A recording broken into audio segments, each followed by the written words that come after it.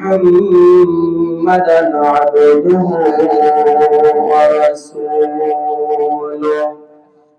الذي أرسله بالحق بشيرا ونذيرا وداعيا إلى الله بإذنه وسراجا منيرا فقد قال الله تعالى في كلامه المجيد والفرقانه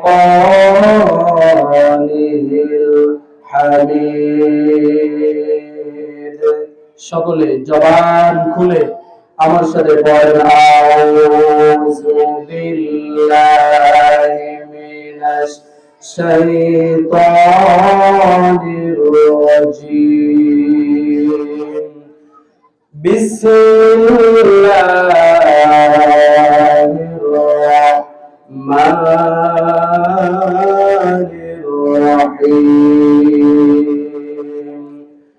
হাযা বায়ানুল লিন্নাসি وهدى وموعظة وذكرى للمتقين وقال النبي صلى الله عليه وسلم في حديث الشريف من قرأ القرآن حرفا فاستظهره فحلل حلاله وحرم حرامه أدخله الله الجنة تشفعه من أهل بيته كل قد وجبت لهم النار وقال النبي صلى الله عليه وسلم تركت فيكم أمرين لن تضلوا ما تمسكتم بهما كتاب الله وسنة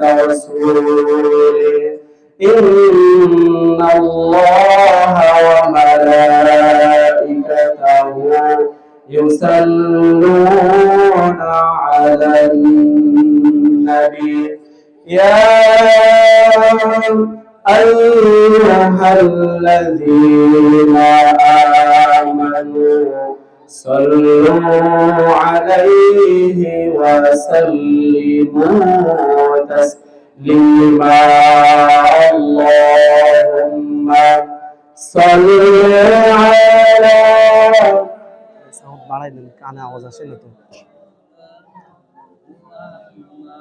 وعلى آل سيدنا حبيبنا محمد একটু মহব্বতের সাথে পড়ি اللهم صل على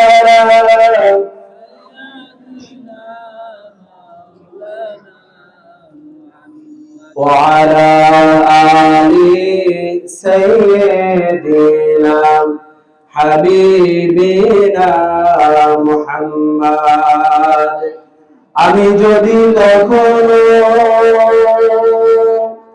তায়েফে যাই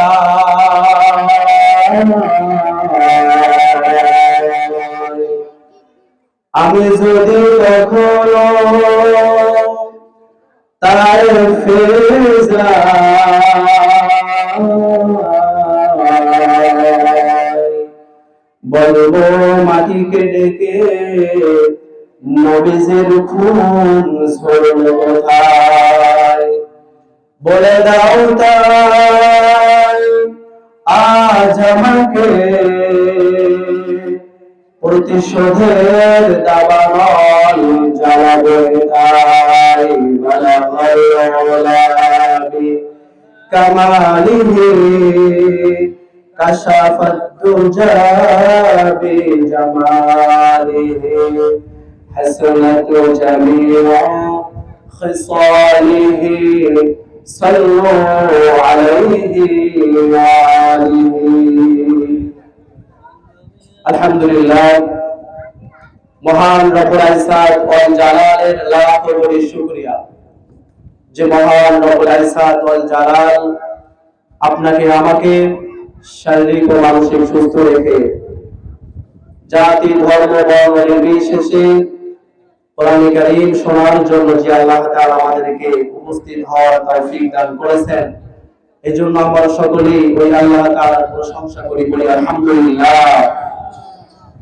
লাখ কোটি দুরূদ বিশ্ব মানবতার মুক্তির দূত সাইয়্যিদুল মুরসালিন খাতামান নবিয়্যিন রাহমাতুল লিল আলামিন, যে নবীর বদৌলতে আমরা পেয়েছি এই সুন্দর জীবন ব্যবস্থা ইসলাম, সে মহামানবের উপরে আমরা অন্তরস্থল থেকে দরুদ পাঠ করি। সকলে বলি সাল্লাল্লাহু আলাইহি ওয়াসাল্লাম। সম্মানিত ভাইরা, বিশ্বনবী সাল্লাল্লাহু আলাইহি ওয়াসাল্লাম হাদিস শরীফের ভিতরে বলেছেন, মাজালিসুল ইলমি হিয়া রাওদাতুন মির রিয়াদিল জান্নাহ। কোরআনের মজলিস, কোরআনের বাগান এমন একটা জায়গা, এমন একটা স্থান, আল্লাহ রাব্বুল আলামিন কোরআনের বাগানটাকে আল্লাহ তাআলা জান্নাত বানিয়ে দেয়। সুবহানাল্লাহ। মাজালিসুল ইলমি হিয়া রাওদাতুন মির রিয়াজিল জান্নাহ, আল্লাহ তাআলা জায়গাটা জান্নাত বানিয়ে দেয়। এই জায়গাটার এতক্ষণ পর্যন্ত যে মর্যাদা ছিল, আপনারা যে কোরআনের বাগানে বসে আছেন, কোরআনের প্যান্ডেলের ভিতরে বসে আছেন, আপনারা সাধারণ কোন জায়গা নয়, আল্লাহর ভাষায় আপনারা আল্লাহ তাআলার জান্নাতের ভিতরে বসে আছেন। জোরে বলি সুবহানাল্লাহ। আল্লাহ নবী আরো বলেন, মাজালিসুল ফিকহি খায়রুম মিন ইবাদাতি সিত্তিনা সালাহ। কোন ব্যক্তি যদি কোরআনে কারীম বোঝার জন্য কোরআনের পিছনে কিছু সময় ব্যয় করে, 60 বছর নফল নামাজ পড়ার থেকে কোরআন বোঝার জন্য কিছু সময় ব্যয় করা আল্লাহ তাআলার কাছে আরো বেশি দামি। জোরে সুবহানাল্লাহ। সম্মানিত হাজিরিন, আল্লাহ পাক রব্বুল আলামিন কোরআনে কারীমের ভিতরে বললেন, হাযা বায়ানুল নাসি ওয়া হুদান ওয়া মাউইযাতুন ওয়া যিকরা লিল মুত্তাকিন। আল্লাহু আকবার। আল্লাহ পাক রব্বুল আলামিন বলেন, হাযা বায়ানুল লিন-নাস, এটা এমন একখানা কিতাব, হাযা বায়ানুল লিন-নাস, যেটা মানব জাতির জন্য সুস্পষ্ট বর্ণনা হিসাবে, বক্তব্য হিসাবে আমি আল্লাহ তাআলা নাযিল করেছি। অহুদাও, এর ভিতরে রয়েছে হেদায়েত, এর ভিতরে রয়েছে নূর, আলো, পথ নির্দেশিকা। ওয়ামাউইযাতুন, এর ভিতরে রয়েছে উপদেশ। লিল মুত্তাকিন, যারা মুত্তাকি, যারা পরহেজগারী, যাদের ভিতরে আল্লাহর ভয় আছে, তাদের জন্য এই কোরআন হলো সঠিক পথের দিশারি। সুবহানাল্লাহ। কোরআন আল্লাহ পাক রব্বুল আলামিন নাযিল করেছেন আর বলে দিয়েছেন, ইন্না আনজালনাহু ইলাইকা লিতুখরিজান নাসা মিনাজ যুলুমাতি ইলান নূর। আল্লাহ পাক রব্বুল আলামিন বলেন, ইন্না, নিশ্চয়, আনজালনা, আমি নাযিল করেছি, ইলাইকা, হে রাসূল, আপনার উপরে, লিতুখরিজান নাস, আপনি কোরআনের আলোচনার মাধ্যমে, কোরআনের হুকুম প্রতিষ্ঠা করার মাধ্যমে মানুষদেরকে বের করে আনবেন মিনাজ যুলুমাত, অন্ধকার থেকে, অজ্ঞতার থেকে, মূর্খতার থেকে। সম্মানিত হাজিরিন, কোরআনের শিক্ষা বাদে যত শিক্ষা আছে সমস্ত শিক্ষা আলো নয়, শুধুমাত্র আলো কোরআনের শিক্ষার ভিতরে।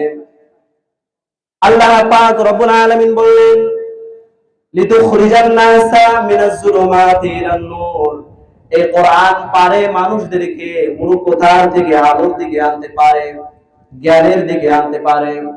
কোরআনের ভিতরে রয়েছে জ্ঞান, হিকমত, প্রজ্ঞা। আল্লাহ তাআলা বলেন, ইয়াসিন ওয়াল কুরআনিল হাকীম, সুস্পষ্ট কিতাব, বিজ্ঞানময় কিতাব কোরআন কারীম। এই কোরআনের শপথ খেয়েছেন আল্লাহ তাআলা। সম্মানিত হাজিরিন, তাম পৃথিবীর বুকে 4000-এর বেশি ধর্ম বর্ণের লোক আছে, 4000-এর বেশি ধর্ম আছে। প্রত্যেকটা ধর্মে তাদের নিজস্ব একটা করে ধর্মগ্রন্থ আছে। সময়ের পরিবর্তনে, কালের আবর্তনে ধর্মগ্রন্থের কিছু রদ বদল হয়েছে, কিছু পরিবর্তন হয়েছে। কোরআনে কারীম এমন একখানা কিতাব নাজিল হয়েছে, এখান থেকে 1400 বছর পূর্বে, 1400 বছর হয়ে গেছে। কোরআনে কারীম প্রথমে যেভাবে নাজিল হয়েছিল, কোন একটা আয়াত, কোন একটা রূকু, কোন একটা শব্দ পর্যন্ত এখনো পর্যন্ত পরিবর্তন হয় না। হয়েছে নাকি? কেউ পারবে পরিবর্তন করতে? যেই পরিবর্তন করতে যাবে সেই পরিবর্তন হয়ে যাবে। কোরআনের আলো, কোরআনের নূর, কোরআনের হিকমা যে একবার বুঝবে সে কোরআনের ভিতরে দাখিল হয়ে যাবে। সম্মানিত হাজিরিন, বিশ্বনবী সাল্লাল্লাহু আলাইহি ওয়াসাল্লাম বলেছেন, মান ক্বালা বিহি সাদাকা, যারা কোরআন দিয়ে কথা বলে, যারা কোরআন দিয়ে আলোচনা করে, এরা সত্য কথা বলে। এরা কোন কথা বলে? এরা সত্য কথা বলে, এরা সত্যের উপরে আছে। কোরআনের ময়দানে যতক্ষণ পর্যন্ত বসে আছেন, কোরআন দিয়ে যতক্ষণ পর্যন্ত আলোচনা হবে, মনে রাখবেন কোরআন যে কথা বলে কথা সত্য। সত্য না মিথ্যা? আল্লাহ রাব্বুল আলামিন কোরআনে কারীম নাযিল করেছেন আর বলে দিয়েছেন, যালিকাল কিতাবু লা রাইবা ফীহি। এটা এমন একখানা কিতাব, এটা এমন একখানা বই যার ভিতরে কোনো ভুল নাই, কোনো সন্দেহ নাই, কোনো সংশয় নাই। সূরাতুল ফাতিহা থেকে শুরু করে নাস পর্যন্ত কোরআনে কারীমের ভিতরে যা কিছু লেখা হয়েছে সবগুলো নিঃসন্দেহে সত্য। কথা বলেন ঠিক কিনা? আল্লাহর নবী বলেন, মান ক্বালা বিহি সাদাকা, কোরআন দিয়ে যারা কথা বলে তারা সত্য কথা বলে। ওমান হাকামা বিহি আদালা, কোরআন দিয়ে যারা বিচার ফায়সালা করে, যারা রায় দেয়, তারা সঠিক রায় দেয়, তারা আদল, তারা ন্যায় বিচার প্রতিষ্ঠা করতে পারে। সম্মানিত হাজিরিন, আমরা যেই দেশে বাস করি 96% মুসলমান এই দেশের জনগণ। আমাদের ভাগ্য এতটা বিপর্যস্ত হয়েছে, 96% মুসলমান এখনো পর্যন্ত এই কোরআনটা বাংলার সংবিধানে দিতে পারি নাই। এটা এর মতো দুর্ভাগ্য আর কি হইতে পারে? কথা বলেন ঠিক কিনা? আল্লাহর নবী বলেন, ওমান হাকামা বিহি আদালা, কোরআন যে রায় দেয়, কোরআন যে ফয়সালা দেয়, এটা আদল, এটা ন্যায়ের পক্ষে ফয়সালা দেয়। সম্মানিত হাজিরিন, বিচারের জায়গায় যদি আপনি কোরআন দিয়ে বিচার করেন, অবশ্যই ন্যায় বিচার প্রতিষ্ঠা করতে পারবেন। কোরআনের বাইরে যত আইন আছে, যত হুকুম আছে, সবগুলো মানব রচিত, সবগুলো মানব রচিত। আর মানুষ যেখানে মানব রচিত ধর্ম বর্ণ আছে সেখানে ভুল আছে, কিন্তু আল্লাহ রাব্বুল আলামিন যে বিধান দিয়েছে নিঃসন্দেহের ভিতরে কোনো ভুল নাই। ওমান আমিলা বিহি উজরা, আল্লাহর নবী বলেন, যারা কোরআন দিয়ে, যারা এই কোরআন থেকে যারা আমল করবে, কোরআন থেকে যারা জীবন গঠন করবে, তারা আল্লাহ তাআলার কাছে উজরা পাবে, আল্লাহ তাআলার কাছে তারা একমাত্র পুরস্কার পাবে। তাহলে রাজি আছেন না নাই? আমাদের ব্যক্তিগত জীবন থেকে শুরু করে রাজনৈতিক জীবন, আন্তর্জাতিক জীবন, প্রত্যেকটা ক্ষেত্রে আমরা কোরআন প্রতিষ্ঠা করতে চাই। রাজি আছেন না নাই? চিল্লাই বলি, রাজি আছেন না নাই? ইনশাআল্লাহ এই কোরআন বাংলার সংসদে কায়েম হোক। দেখতে কেমন হবে? মানুষের ভিতরে ন্যায় প্রতিষ্ঠা হবে কি হবে না? ন্যায় প্রতিষ্ঠা হবে। ন্যায় প্রতিষ্ঠা করতে হলে কোরআনের বাইরে কোন জাতি, কোন ধর্ম, বর্ণ, কোন কিছু ন্যায় প্রতিষ্ঠা করতে পারে না। ন্যায় আছে কোরআনের ভিতরে। সম্মানিত হাজিরিন, আল্লাহর নবী হাদিস শরীফের ভিতরে বলেন, লা তুহসা জাইবু, কোরআন এমন আশ্চর্যকর কিতাব যার আশ্চর্যকারিতা কখনো শেষ হবে না, যার আশ্চর্যকারিতা কখনো শেষ হবে না। 1400 বছর আগে কোরআন নাজিল হয়েছে, এখনো পর্যন্ত এই কোরআন আছে। কোরআন যত মানুষ গবেষণা করছে, কোরআন নিয়ে মানুষ যত রিসার্চ করছে, কোরআন তাদের তত নতুন নতুন তথ্য বের করে দিতেছে। কথা বলেন ঠিক কিনা? আপনি যদি নতুন কিছু পাইতে চান, নতুন কিছু শিখতে চান, আগে কোরআন শেখেন। আল্লাহর নবী বলেন, এই কোরআন এমন একখানা কিতাব, এই কোরআন এর আশ্চর্যকারিতা কখনো শেষ হবে না। ওমান আমিলা বিহি উজরা, আর কোরআন এমন একখানা কিতাব, এই কোরআন দিয়ে যারা আমল করবে আল্লাহ রাব্বুল আলামিন তাদেরকে পুরস্কার করবেন। ওমান হাকামা বিহি আদালা, আর কোরআন পারে একমাত্র ন্যায় বিচার প্রতিষ্ঠা করবে। আল্লাহ রাব্বুল আলামিন বলেন, ইন্না আরসালনাহু ইলাইকা লিতুখরিজান নাসা মিনাজ যুলুমাতি ইলান নূর। হে রাসূল, আপনার উপরে কোরআন এই কারণে নাযিল করেছি, এই কোরআন প্রতিষ্ঠার মাধ্যমে, কোরআনের আইন করার মাধ্যমে, কোরআনের আলোচনার মাধ্যমে আপনি মানুষদেরকে জ্ঞানের দিকে নিয়ে আসতে পারবেন, সত্যের দিকে নিয়ে আসতে পারবেন।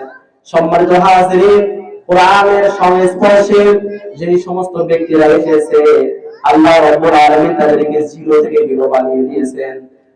আর এই কোরআনের সাথে যারা বিরোধিতা করেছে, যারা বেয়াদবি করেছে, আল্লাহ রাব্বুল আলামিন চিরতরে তাদেরকে ধ্বংস করে দিয়েছে। কথা বলেন ঠিক কিনা? সম্মানিত হাজিরিন, আবু বকর ওমরের নাম আছে না নাই? আবু বকর ওমর কোরআন মেনেছে, তাদের নাম ইতিহাসে সর্বক্ষরে লেখা আছে। কিয়ামত পর্যন্ত তাদের নিয়ে আলোচনা হতে থাকবে। কোরআনের সংস্পর্শে আসার কারণে আল্লাহর নবীর সাহাবী হযরত ওমর ফারুক রাদিয়াল্লাহু তাআলা আনহুর জীবনটা কিভাবে পরিবর্তন হয়ে গেল। সম্মানিত হাজিরিন, হযরত ওমর ইসলাম কবুল করার পরে তিনি বলতেছেন, আমি যখন ইসলাম কবুল করি নাই, আমি চাইলাম বিশ্বনবী সাল্লাল্লাহু আলাইহি ওয়াসাল্লামকে অপমানিত করব, লাঞ্ছিত করব। লাঞ্ছিত অপমানিত করার জন্য আমি চলে গেলাম, যে দেখি আল্লাহর নবী মসজিদে হারামের সামনে রেখে তিনি নামাজে দাঁড়িয়ে গেছেন, আর নামাজের ভিতরে কোরআন কারীম তেলাওয়াত করতেছেন।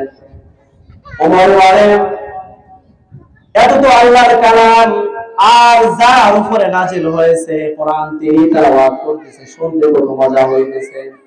কোরআনের তেলাওয়াত, কোরআনের আওয়াজ শুনে আমার যেন মনে হইতেছে কোরআন এটা কোন কবির বানানো কোন কবিতা হবে না, হয় এত সুন্দর ছন্দে মিল কিভাবে হলো।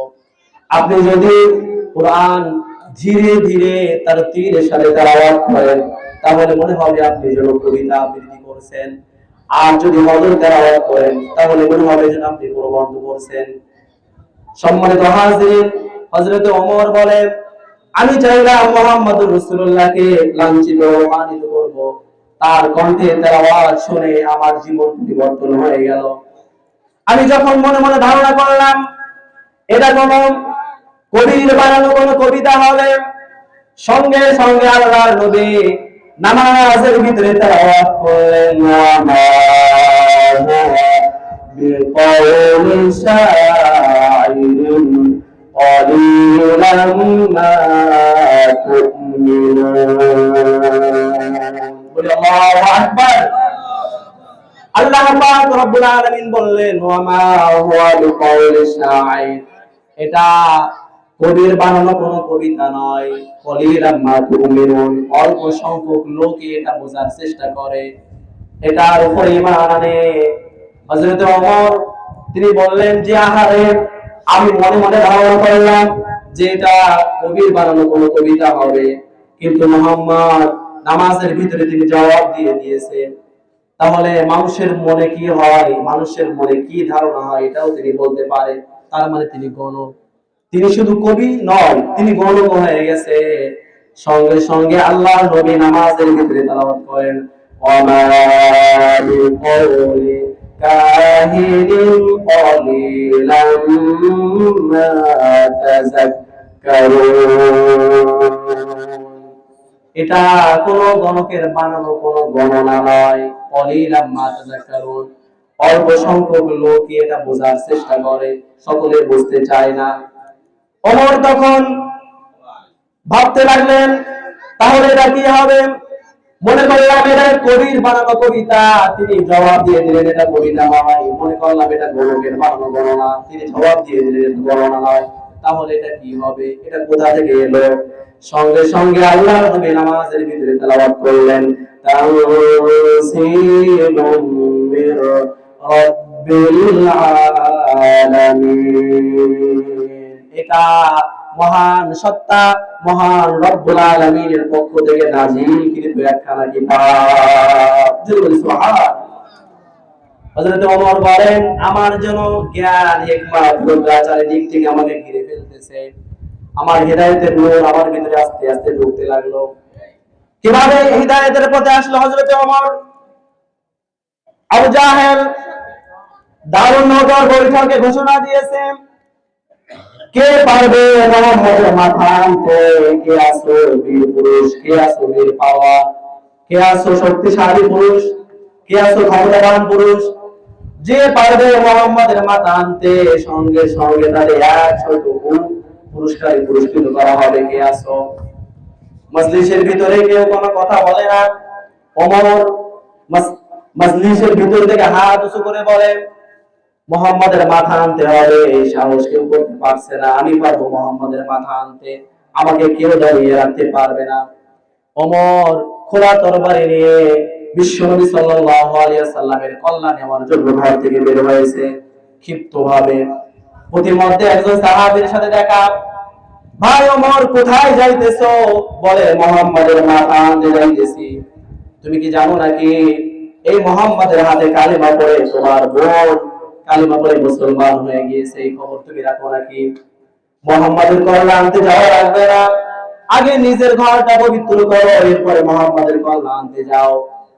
সম্মানিত হাজিরিন, ওমর আরো আগে রাগান্বিত হয়ে গেল, চলে গেল তার বোন ফাতেমার ঘরে। তার বোন ফাতেমার ঘরে চলে গেল। সাফা পাহাড়ের পাদদেশে হযরত খাব্বাব রাদিয়াল্লাহু তাআলা আনহু সূরাতুত তাহা তার বোনকে শিক্ষা দিতেছে। ওমর ঘরে দরজার সামনে দাঁড়িয়ে সূরাতুত তাহা থেকে তেলাওয়াত করলেন, তাহা মা আনজালনা আলাইকাল কুরআনা লিতাশকা। আল্লাহু আকবার। সম্মানিত হাজিরিন, ওমর তিনি কোরআনের মানে বুঝতেন, কোরআনের অর্থ বুঝতেন, কোরআনের ব্যাখ্যা বিশ্লেষণ তিনি বুঝতেন, কিন্তু ওই যে জাহালতের কারণে এখনো পর্যন্ত জাহালত তার ভিতরে আছে। রাগান্বিত অবস্থায় ঘরে দরজা ভেঙে নিজের কলিজা টুকরা বোনকে ইসলামত পিটান দিলেন। রক্তে রঞ্জিত হয়ে গেল সমস্ত শরীর। বোন বলতেছে, ভাই ওমর, আমাকে যদি তুমি মারতে মারতে যদি মেরেও ফেলো, মুহাম্মাদের হাতে কালেমা পড়ে যে স্বাদ পেয়েছি, আমাকে মেরে ফেললে এই কালেমা থেকে তুমি 1 ইঞ্চি পরিমাণ সরাইতে পারবে না। ওমর ভাবতে লাগলেন এমন কোন জিনিস। আস্তে আস্তে ওমরের ভিতরে হেদায়েতের নূর ঢুকতে লাগলো। এক পর্যায়ে ওমর বলতেছে, বোন, তুমি এতক্ষণ পর্যন্ত কি তেলাওয়াত শুনছিলে, আমাকে একটু শোনাও। সূরাতুত তাহা আয়াত করে শোনানো হলো। ওমর বলতেছে, বোন, আমি এসেছিলাম এই খোলা তরবারি দিয়ে মুহাম্মাদের কল্যাণ আনতে, কিন্তু মুহাম্মদ যেমন তেমন কোন মানুষ নয়, তিনি অবশ্যই আল্লাহর পয়গম্বর হবেন। এই যে কিতাব, এই কিতাব সত্য, তুমি আমাকে মুহাম্মাদের কাছে নিয়ে যাও, আমি মুহাম্মাদের কাছে কালিমা পড়ে মুসলমান হয়ে যাইতে চাই। সম্মানিত হাজিরিন, ওমরকে নিয়ে যাওয়া হলো বিশ্বনবীর কাছে। আল্লাহর নবীর সাহাবীরা দূর থেকে ওমরকে দেখে বলে, ইয়া রাসূলুল্লাহ, ওমর আসতেছে, খোলা তরবারি নিয়ে আসতেছে, আপনার সামনে আসলে হয়তো আপনাকে মারবে, আপনি আমাদেরকে হুকুম দেন, ওমর আসার আগে আমরা তাকে মেরে ফেলবো। সম্মানিত হাজিরিন, আল্লাহর নবী বলেন, আমার সাহাবীরা, গত রাতে ওমরের জন্য আমি আল্লাহ তাআলার কাছে দোয়া করেছি। ওমরকে দেখেই মনে হইতেছে আল্লাহ রাব্বুল আলামিনের কাছে আমার দোয়া কবুল হয়ে গেছে। সুবহানাল্লাহ। সম্মানিত হাজিরিন, ওমর খোলা তরবারি এনে রাসূলুল্লাহর পায়ের উপরে রাখলেন আর বললেন, ইয়া রাসূলুল্লাহ, ইয়া হাবিবাল্লাহ, এসেছিলাম এই তরবারি দিয়ে আপনার কল্লা কাটতে, কিন্তু আপনার ইসলামের কাছে আমার কল্লা জবাই হয়ে গিয়েছে। ইয়া রাসূলুল্লাহ, আপনি আপনার ইসলামের ভিতরে আমাকে দাখিল করে নেন। আল্লাহর নবী ওমরকে মুসলমান বানিয়ে নিলেন। ওমর আল্লাহর নবীকে বলেন, ইয়া রাসূলুল্লাহ, ইয়া হাবিবাল্লাহ, আলাসনা আলাল হক, আপনি কি সত্যের উপরে প্রতিষ্ঠিত নয়? ইসলাম কি সত্য ধর্ম নয়? কোরআন কি সত্য ধর্ম কিতাব নয়? আল্লাহর নবী বললেন, নাম, হ্যাঁ, ইসলাম সত্য, কোরআন সত্য। আল্লাহর নবীকে হযরত ওমর বলে, ইয়া রাসূলুল্লাহ, যদি ইসলাম সত্য হয় ফাফিহি মাল ইফতিফাল, কেন সত্য লুকিয়ে থাকবে? কেন সত্য লুকিয়ে থাকবে? আপনি আমাকে একটু হুকুম দেন। আজকে আমি জনসম্মুখে এই কোরআনের আওয়াজ জনসম্মুখে আমি পৌঁছাই দিতে চাই, আপনি আমাকে একটু হুকুম দেন। আল্লাহ নবী ওমরকে বললেন, ওমর, এটা মাক্কি জীবন, এখানে ওপেনলি কোরআনের দাওয়াত দেওয়া যাবে না, ইসলামের দাওয়াত দেওয়া যাবে না। ওমর বলে, ইয়া রাসূলুল্লাহ, কে আছে আমার সামনে দাঁড়াবে? খোলা তরবারি এখনো পর্যন্ত খোলাই রেখে দিয়েছি। কোরআনের কথা বলবো, ইসলামের কথা বলবো, আল্লাহ এবং আল্লাহর নবীর কথা বলবো। যদি কেউ বাধা দিতে আসে, খোলা তরবারি দিয়ে আমি তাকে ধ্বংস করব। যদি আল্লাহু আকবার। সম্মানিত হাজিরিন, ওমর পাহাড়ের উপরে দাঁড়িয়ে গেলেন। কে আছো? তার সন্তানকে এতিম বানাইতে চাও? আসো, আমি ওমরকে বাধা দাও। কে আছো? তার স্ত্রীকে বিধবা করতে চাও? আমি ওমরের সামনে এসে দাও। কে আছো? তার মায়ের কোল খালি করতে চাও? আমাকে বাধা দাও। সম্মানিত হাজিরিন, ওমরের সামনে দাঁড়ানোর মতো তৎকালীন সময় কোনো বীরবাহু বীর পুরুষ কেউ ছিল না। হযরত ওমর রাদিয়াল্লাহু তাআলা আনহু তখনকার সময় 40 জন নবমুসলিমদেরকে নিয়ে একটা মিছিল দিলেন। হযরত ওমর মিছিলের সামনে দাঁড়ালেন, নিজের মুখে তিনি তাকবীর দিলেন, লিল্লাহি তাকবীর। সকলে বলে লিল্লাহি তাকবীর। আরো জোরে বলে লিল্লাহি তাকবীর। সম্মানিত হাজিরিন, আজকে মুসলমানদের আওয়াজ কত দূর নেমে গেছে। মাত্র 18 জন মুসলমান, ইখতিয়ারউদ্দিন মোহাম্মদ নিবুখতিয়ার খিলজির জামানায় তিনি বাংলার নদিয়া জয় করেছিলেন। মাত্র 18 জন মুসলমান বাংলা নদিয়ায় লক্ষণ সেনের সিংহাসনের সামনে দাঁড়িয়ে আল্লাহু আকবার স্লোগান দেওয়ার সঙ্গে সঙ্গে ইখতিয়ারউদ্দিন মোহাম্মদ নিবুখতিয়ার খিলজি চিন্তা করতেছে, না জানি কত হাজার মানুষ চলে এসেছে আমার ক্ষমতা দখল করবে। কোন দিশা খুঁজে না পেয়ে পিছন দিক থেকে নদী পার হয়ে পালিয়ে গেছে। আজও মুসলমান আছে, কিন্তু মুসলমানের গলায় সেই শক্তি আর নাই। চিল্লায় বলেন তো লিল্লাহি তাকবীর। সম্মানিত হাজিরিন, ওমর তাকবীর দিলেন। ওমর তাকবীরের আওয়াজ শুনে ঘর থেকে বেরিয়ে আসছে আবু জাহেল। এত বড় দুঃসাহসকার, আল্লাহর কথা বলে, আল্লাহর নবীর কথা বলে, এসে দেখে মিছিলের সামনে যিনি দাঁড়িয়ে আছে তিনি হলেন হযরত ওমর। ওমরকে দেখে যেমনি ভাবে কুকুরের সামনে যদি বিড়াল পড়ে কেমন অবস্থা হয়, হার্ট ব্রেক। আবু জাহেল সঙ্গে সঙ্গে দাঁড়িয়ে গেছে, কোনো কথা নাই। হযরত ওমর কাবা শরীফে গেলেন, নিজের মুখে আজান দিলেন আর বললেন, আজকে থেকে এই মক্কা জমিনে কোরআনের আওয়াজ ওপেন ভাবে দেওয়া হবে। কারোর যদি সাহস থাকে আসো, আমি ওমরের সামনে বাধা দাও। ওমর এই কোরআনের সংস্পর্শে আসার কারণে আল্লাহ রাব্বুল আলামিন তাকে জিরো থেকে হিরো বানিয়ে দিয়েছেন। আল্লাহ নবী বলতেন, আনা খাতামান নবিয়্যিন লা নাবিয়্যা বাদি ওয়ালা রাসূলা, আমি হইলাম সর্বশেষ নবী, আমার পরে কোনো নবী নাই, কোনো রাসূল নাই। তবে লাউ কানা নাবিয়্যুম মিন বাদি লাকানা ওমর, আমার পরে যদি কেউ বিশ্ব নবী হবে, আল্লাহ রাব্বুল আলামিন সেই মর্যাদা আমার সাহাবী হযরত ওমরকে দিয়ে দিবেন। জোরে বলি সুবহানাল্লাহ। কি সম্মান, কি মর্যাদা!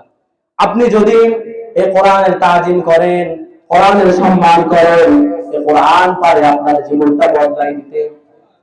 সম্মানিত হাজিরিন, হযরত ওমর, আল্লাহ নবী বলতেন, যেখানে ওমর আছে মনে করবে সেখানে ইসলাম আছে। ওমর যে কাজে যায় না মনে করবে সেখানে ইসলাম নাই। সম্মানিত হাজিরিন, এক মুনাফিক মুসলমান কালিমা পড়েছে বিশ্বনবীর কাছে। তার প্রতিবেশী একজন ইহুদি তার ক্ষেতের পানি বন্ধ করে দিয়েছে। ইহুদি লোকটা সঠিক বিচার পাওয়ার জন্য বিশ্বনবী সাল্লাল্লাহু আলাইহি সাল্লামের কাছে বিচার দায়ের করেছে। ইয়া রাসূলুল্লাহ, ইয়া হাবিবাল্লাহ, আপনার অমুক ব্যক্তি আমার ক্ষেতের পানি বন্ধ করে দিয়েছে, আপনি বিচার করেন।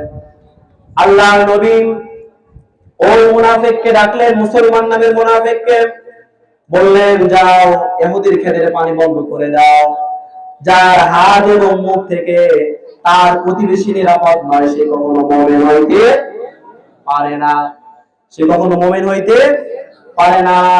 তুমি পরিপূর্ণ মুমিন হইতে পারো না যতক্ষণ পর্যন্ত তুমি তোমার প্রতিবেশীর ভালো না চাইবে। ওই মুনাফিক বিশ্বনবী সাল্লাল্লাহু আলাইহি ওয়াসাল্লামের এই বিচার মানতে পারলো না। আরগুমেন্ট পেশ করলো, বলল, আমি একজন মুসলমান, রাসূলুল্লাহর হাতে কালিমা পড়েছি, তিনি যদি সঠিক বিচার করেন আমার পক্ষে রায় দিবেন, আমি তার দলের লোক। অথচ তিনি আমার পক্ষে রায় না দিয়ে ওই ইহুদির পক্ষে রায় দিয়েছে, এই বিচার আমি মানতে পারি না। আপনি যদি এই কোরআনটা বাংলার সংসদে দিতে চান, প্রত্যেকটা মানুষ তার নিজস্ব অধিকার নিয়ে বেঁচে থাকতে পারবে, কারো উপরে মিথ্যা মামলা দেওয়া হবে না, মিথ্যা সাক্ষী দেওয়া হবে না। সম্মানিত হাজির, বাংলার জমিনে একজন শ্রেষ্ঠ পুরুষ, সিংহ পুরুষ ছিলেন আল্লামা সাঈদী। মিথ্যা মামলা দিয়ে 14টা বছর তাকে জেলখানার ভিতরে বন্দী করে রাখা হয়েছিল। সর্বশেষ ভারতের প্রেসক্রিপশনে হাসিনা তাকে ওষুধ প্রয়োগের মাধ্যমে তাকে হত্যা করে দিয়েছে। সম্মানিত হাজিরিন, আল্লাহর নবী হাদিসের ভিতরে বললেন, সবথেকে নিকৃষ্ট ব্যক্তি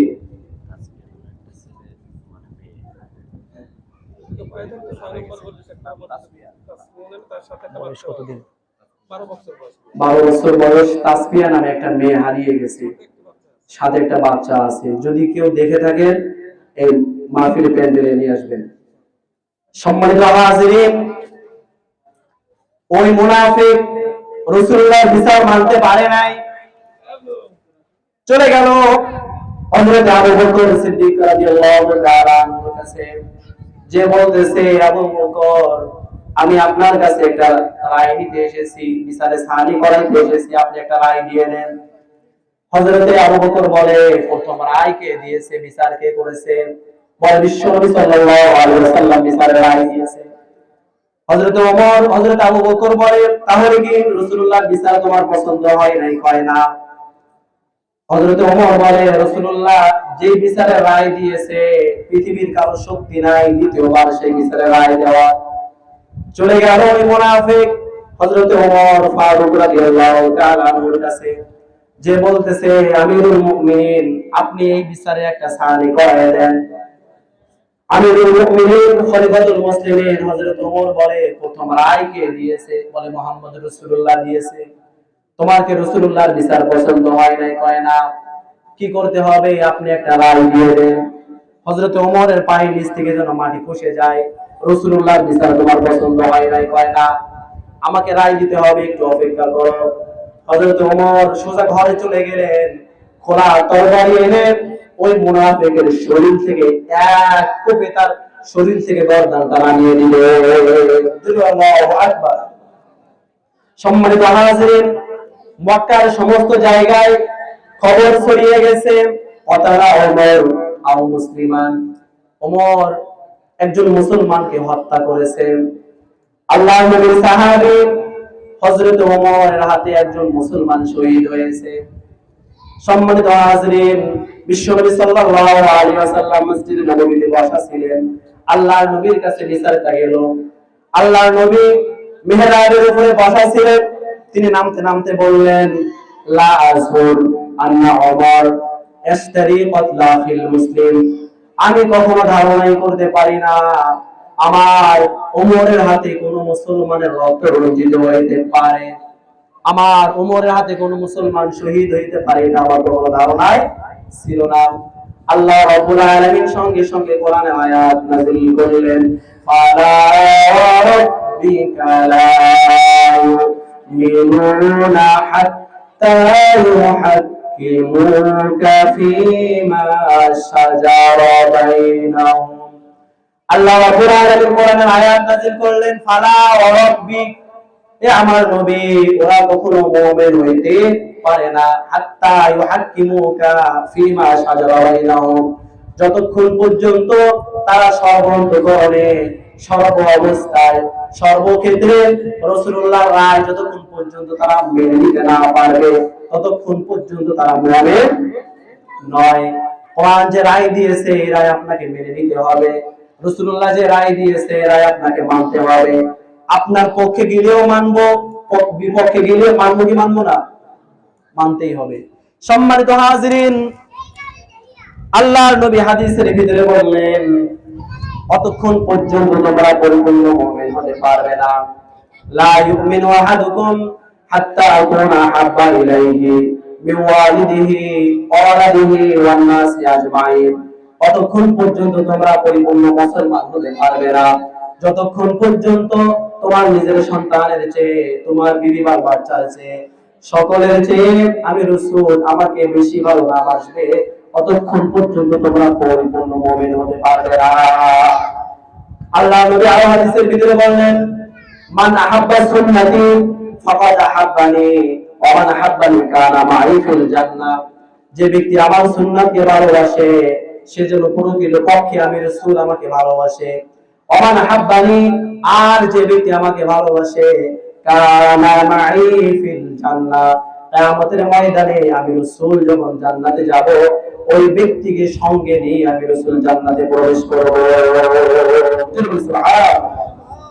আল্লাহর নবী হাদিস শরীফের ভিতরে বলেছেন, তারাকতু ফীকুম আমরাইনি লান তাদিল্লু মা তামাসসাকতুম বিহিমা কিতাবুল্লাহি ওয়া সুন্নাত রাসূলি। আল্লাহর নবী মৃত্যুর মাত্র 80 দিন আগে বিদায় হজের ভাষণে হাদিসটা বলেছিলেন সর্বপ্রথম সাহাবাদেরকে নিয়ে, তারাকতু ফীকুম আমরাইন। আল্লাহর নবী বলেন, আমার সাহাবীরা, আমার উম্মতেরা, চিরকাল তোমাদের মাঝে আমি থাকবো না, তবে আমার কথা তোমরা পরিপূর্ণভাবে শুনে রাখো। তারাকতু ফীকুম আমরাইন, আমি তোমাদের মাঝে দুইটা জিনিস রেখে যাইতেছি। লাউ তাদিল্লু মা তামাসসাকতুম বিহিমা, যতক্ষণ পর্যন্ত এই দুইটা কিতাব, এই দুইটাকে তোমরা আঁকড়ে ধরবে কোনোভাবে তোমরা পথভ্রষ্ট হবে না। এক নাম্বার কিতাবুল্লাহ, আল্লাহর কালাম, আল্লাহর কিতাব কোরআন, ও সুন্নাত রাসূলি, আরেকটা হলো রাসূলুল্লাহর আদর্শ, রাসূলুল্লাহর সুন্নাহ, রাসূলুল্লাহর হাদিস। আমরা মুসলমান সর্বন্তকরণে সর্ব অবস্থায় আমাদের মাত্র দুটি কিতাব, একটা হলো আল্লাহর কালাম, আরেকটা হলো রাসূলুল্লাহর হাদিস। কথা বলেন ঠিক কিনা? এর বাইরে যত মত, যত আদর্শ আছে কোনটাই পরিপূর্ণভাবে সত্য নয়। সম্মানিত হাজিরিন, ফিরে আসতে হবে ইসলামে, ফিরে আসতে হবে কোরআনে।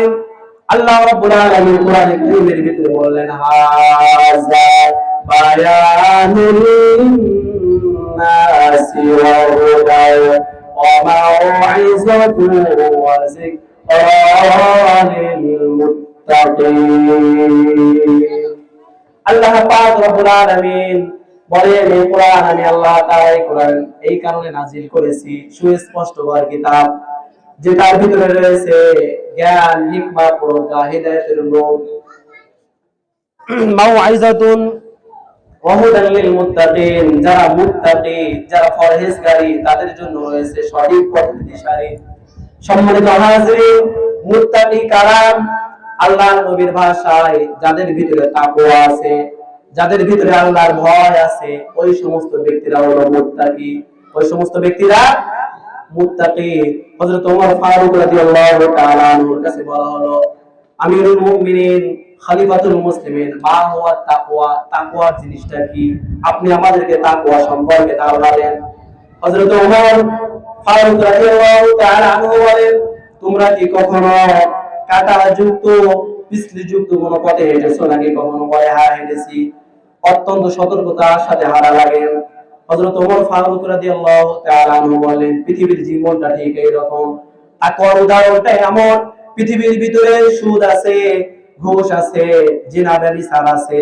এই পৃথিবীর বুকে তুমি এমন ভাবে চলবে যেন কোনোভাবে কোন গুনাহ, কোন অসৎ, কোরআন বিরোধী কোন কাজ যেন তোমাকে কোনোভাবে স্পর্শ না করতে পারে। এটাই হলো তাকওয়া। সম্মানিত হাজিরিন, যার ভিতরে তাকওয়া আছে, এই কোরআন শুধুমাত্র তাকে উপকার করতে পারবে। আল্লাহর নবী বলেন, যার ভিতরে তাকওয়া আছে ওই ব্যক্তির মর্যাদা আল্লাহ তাআলার কাছে সর্বাধিক বেশি। ওই ব্যক্তির মর্যাদা আল্লাহ তাআলার কাছে বেশি। আল্লাহ রাব্বুল আলামিন বলেন,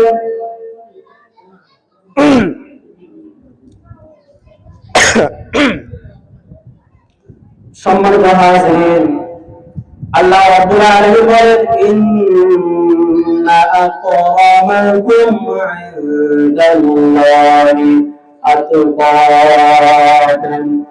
ওই ব্যক্তির মর্যাদা আল্লাহ পাক রব্বুল আলামিনের কাছে সবথেকে বেশি, যার ভিতরে আল্লাহর ভয় আছে। যার ভিতরে আল্লাহর ভয় আছে, এই ব্যক্তির মর্যাদা আল্লাহ তাআলার কাছে বেশি। সম্মানিত হাজিরিন, তার বাস্তব প্রমাণ হযরত বেলাল রাদিয়াল্লাহু তাআলা আনহু। হযরত বেলাল এমন একজন সাহাবী, সব থেকে খারাপ দেখতে সাহাবী ছিল। এত কালো ছিল, হাড়ের তলার কালো থেকে হযরত বেলাল আরো কালো ছিল। মাথার চুলগুলো ছিল এলোমেলো, দাঁতগুলো ছিল এলোমেলো, চেহারাটা ছিল অত্যন্ত ভয়ঙ্কর। একবার দেখলে দ্বিতীয়বার কেউ দেখতে চাইতো না। আল্লাহ নবী মেরাজ থেকে এসে হযরতে বেলালকে কোলে উঠিয়ে নিয়ে বসলেন। হযরতে বেলালের কপালে চুম্বন করলেন। সম্মানিত হাজিরিন, আল্লাহ নবী হযরতে বেলালকে বলে, হযরতে বেলাল তুমি এমন কি আমল করো, আমি যখন মেরাজে গেলাম সিদরাতুল মুনতাহার পরে কোন সৃষ্টি এর উপরে কেউ উঠতে পারে না। আমার ভিতরে একটু ভয় হচ্ছিল, আমি একা একা ছিলাম। হযরত জিবরাইল পর্যন্ত সেখানে যাওয়ার কোনো অধিকার তার নাই। আমি সেখানে দেখতে পেলাম আমার সামনে সামনে তোমার ছায়াটা যেন ভেসে যাইতেছে। তুমি এমন কি আমল করো যে আমলটা তোমাকে এই পর্যন্ত পৌঁছাই দিয়েছে।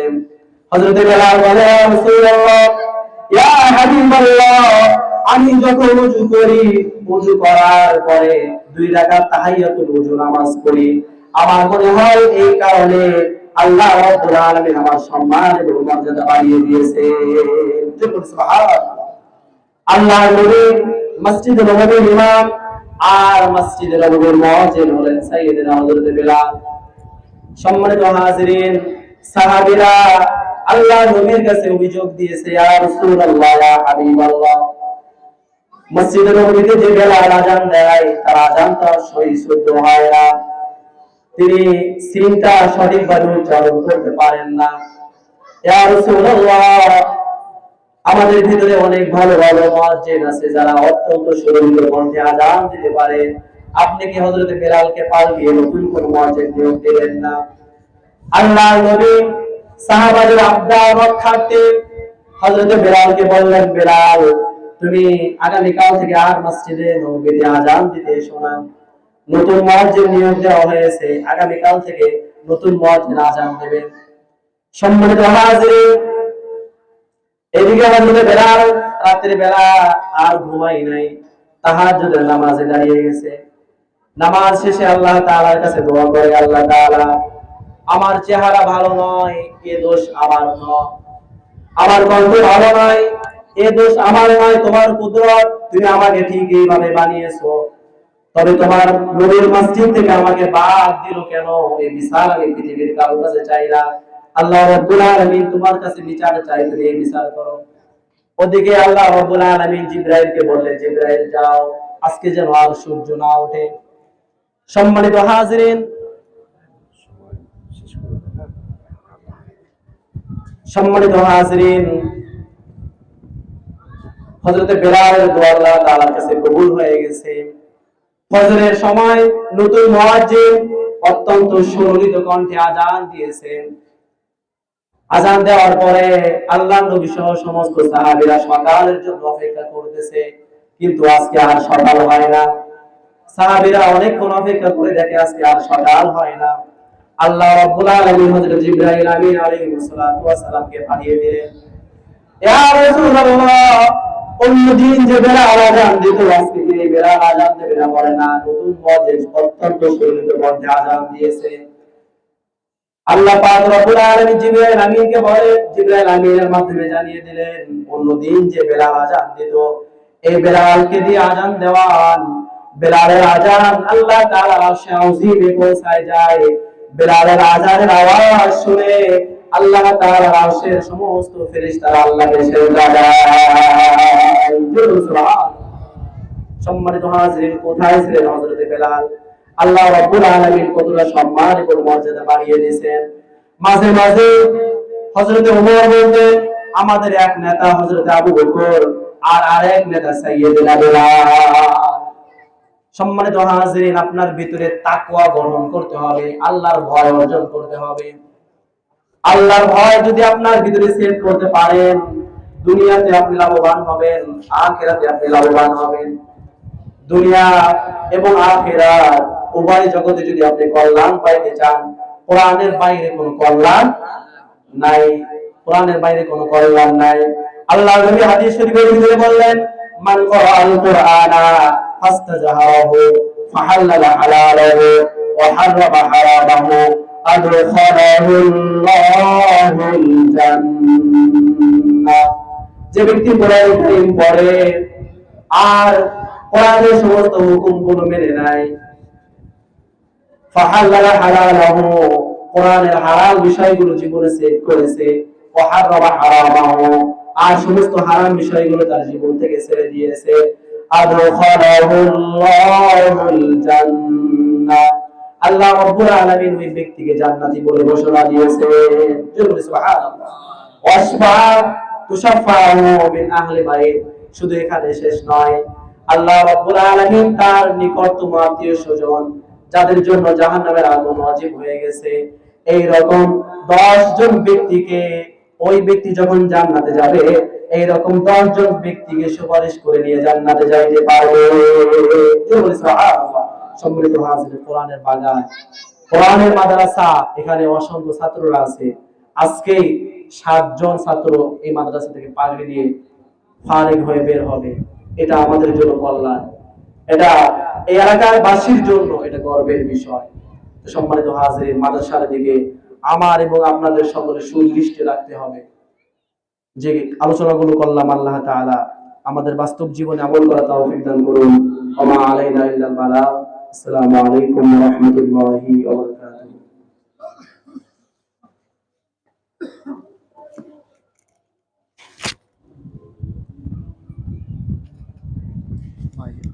সাউন্ড সিস্টেম খুবই খারাপ।